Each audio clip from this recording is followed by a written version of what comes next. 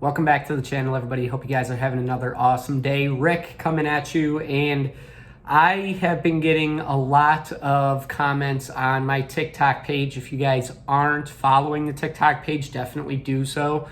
I'm posting daily content on there, but recently what I've been talking about is the switch that we're now really starting to see accelerated over to the CBDC and a digital style of payment settlements. And a lot of people, they tend to get confused because they're looking at, their credit card transactions, they're looking at their PayPals, their Venmos, and they're under the assumption that we're already digital, which we as a consumer are, but there's some discrepancies between if we're full digital. And that's what I want to talk about right now, because it's important that you understand the switch that's happening. So again, you know what to expect moving forward, because this switch is happening regardless. But before we get into it, if you have not subscribed to this page and you are interested in learning about money, understanding the rules of money, and ultimately winning the game of money and hitting the goals that you have, this is definitely the community for you. So make sure that you smash that subscribe button, turn on the bell notification. Other than that, let's go ahead and get into this. So to just break this down simply, and then we'll get into some examples online here. Technically, we are digital, yes, but our software that the banks are currently using, the big banks like Bank of America, Wells Fargo, Chase, things like that, they're using a different style software that needs to be updated in order to fulfill these transactions. And so that's what I mean by going full digital. They want to change this software over so that they can start accepting not only more digital payments, but also accepting a vast array of payments from everything from CBDCs, which is the native coin that we're talking about that the United States is working on, but also CBDCs of other countries as well, and even potentially crypto. So that's what I mean when we're talking about this full switch. But let's go ahead and get into some examples so that you can see exactly what's going on with this whole thing. Okay, so we're going to start on the Swift Wikipedia page. As you can see, Swift, it was founded in 1973. And it was used, it's a messaging network as a component of a global payments system. So this is how they're going to settle transactions from a bank in one country to another country. And it acts as a carrier of messages containing payment instructions between financial institutions involved in a transaction.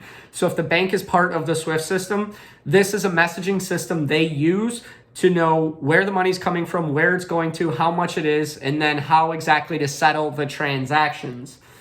Now, if we take a look here, as of 2018, around half of all high-value cross-border payments worldwide use the SWIFT network.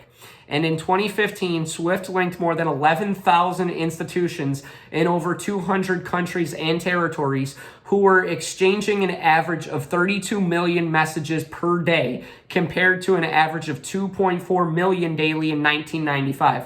Now, this is what we really want to take a look at here, right? So there's 200 countries that are actively using the SWIFT system. And in 2018, they were messaging about 32 million messages per day. You can start to see that this will become stressful for the SWIFT software that, again, was created in 1973. So we're asking a system from that long ago to keep up with the number of transactions that we have today in 2022. And if we take a look, how many transactions per day is that? Well, right now, the daily transactions is around 100 million per day. And during COVID, it was 125 million. So as we can see right there, that's over 4 times what the SWIFT system is capable or was capable of handling.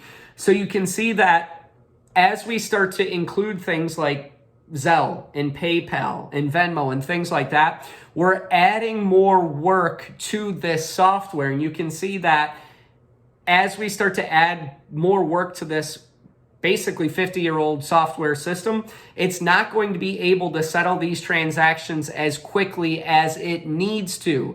And so now balance sheets of banks start to fall behind because they have all these transactions that the software needs to keep up with, and it ultimately can't.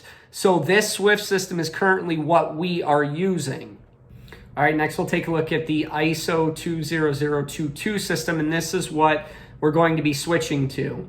So if we take a look here, the primary difference between ISO 20022 and Swift messaging is their respective formats. Both styles of message are text-based, but Swift uses a notation that is particular to Swift, whereas ISO uses a standardized XML-based syntax messaging. Swift's 40-year-old MT standard with limited data carrying capabilities is no longer suitable to financial institutions because regulatory requirements need much more data, and it's needed to comply fully with these new laws.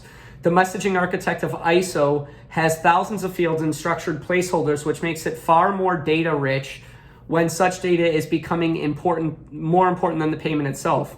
It has superior tracking to provide better service, improving the efficiency of payment processing and interoperability. Thus, ISO payment messaging with improved efficiency and compliance, as well as harmonization with international payment systems, provides significantly richer, better structured data with better payment experience to customers compared to Swift. So you can see here, it says it just in this little brief paragraph here, but basically it's going to carry more data for the banks, which creates more security, especially when we're talking about security between transfers like Venmo, PayPal, Zelle, things like that. How many times do we get questions about, is this a legitimate payment?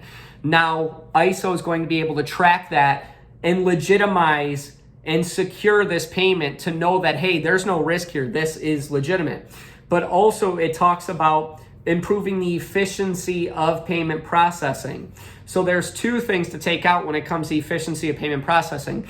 Number one, how much power is it, and I'm talking electricity wise, does it take for us to settle these transactions?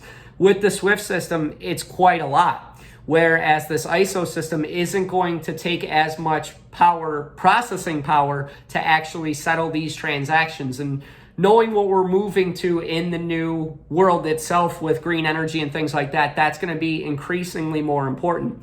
But then, of course, the last thing it talks about is the settling of payments itself and how they want to efficiently do it. So not only is it important for them to make sure that these payments are secured, but that they're also done cleanly and as efficiently and as quickly as possible. Because again, we're going to need to keep up with all the different types of transaction styles that we're going to have in the future between, again, these Zelles, cryptos is something that they're looking at, the Zelles, the cryptos, the PayPals, the Apple Pays, things like that. We need to make sure that we have a system that's capable of handling all these transactions and being able to monitor these transactions so that everything is done safely and securely.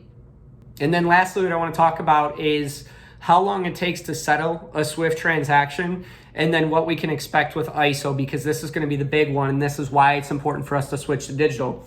As we can see here, a Swift transfer, and this is from bank to bank, mind you, takes about 1 to 5 working days. So as you can see, if we have 100 million bank transactions that are happening on a daily basis, and each transaction is settling between 1 to 5 days, they're going to have a backlog of payments that need to ultimately be settled. So what they want to do is, by switching from Swift to ISO, instead of it taking 1 to 5 business days, ISO transactions settle anywhere from 30 seconds up to a couple of hours. So it's shortening up that transaction time so that now this software can handle more and more transactions essentially. And so I wanted to make that video for you because I get a lot of questions on my TikTok saying, hey, I thought we were digital already. What do you mean CBDC and distributed ledger technology and things like that? So I figured I'd make a video because obviously I'm going to need more than 30 seconds to describe all of this stuff, but it's important that people understand the switch, because once they do it, it's over. It's going to be hard for you to understand if you're not keeping up with it now. And that's why I wanted to make this video for you, so that you know what's going to happen in the next 5 to 10 years and you're already prepared for it, so that you don't get left behind in this new financial world that we're going to find ourselves in. And again, if you are somebody who is interested in learning about money, understanding the rules of money so you can ultimately win the game and get where you want to go financially, and ultimately be part of a community that's working together to get those financial goals that we ultimately deserve, this is definitely the community for you. So make sure that you smash that subscribe button, turn on the bell notification. Other than that, I hope you guys have a great rest of your day.